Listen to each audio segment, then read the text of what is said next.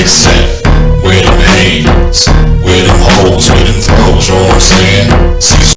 This is why I train in martial arts.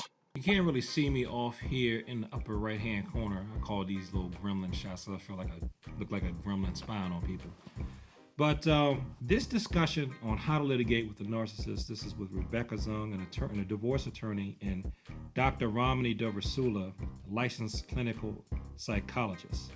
This reminded me of what I wish people would understand about martial arts training, especially you.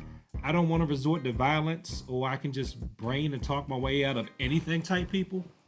They're talking about the concept of leverage. They're saying if you're in a legal battle with somebody that's narcissistic, you want the strongest attorney that you can get. You want to have the most leverage that you can, not so you can destroy the person, so that you can actually have a peaceful resolution where everybody gets out of it okay and nobody's destroyed, especially you. That's the same way I feel about martial arts training. Meaning, get some training and practice so that if you are attacked, you can defend yourself without having to destroy the person. You know, unless it has to go there, but a lot of times it seems like people get hurt more when they don't know what they're doing. When you do know what you're doing, you have choices.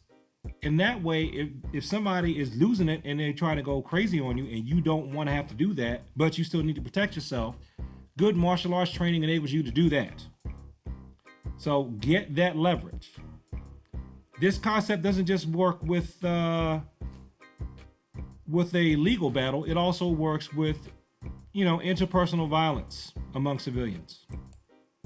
Just want to make one last point before we wrap up here, and that is that, and I've made this point before, but it's worth repeating, and that is that just because you want leverage doesn't mean that means you're a fighter, that means you're being difficult, that means you're ramping it up or whatever. The paradox is that if you don't want to fight, if you want the case to settle amicably, you have to have leverage against the narcissist, or you won't be able to do that. And I think that's such an important point. And I'm really glad Rebecca made that point, because this idea that seeking out leverage is not contentious. It may be the only path to something that even resembles an amicable ending to this.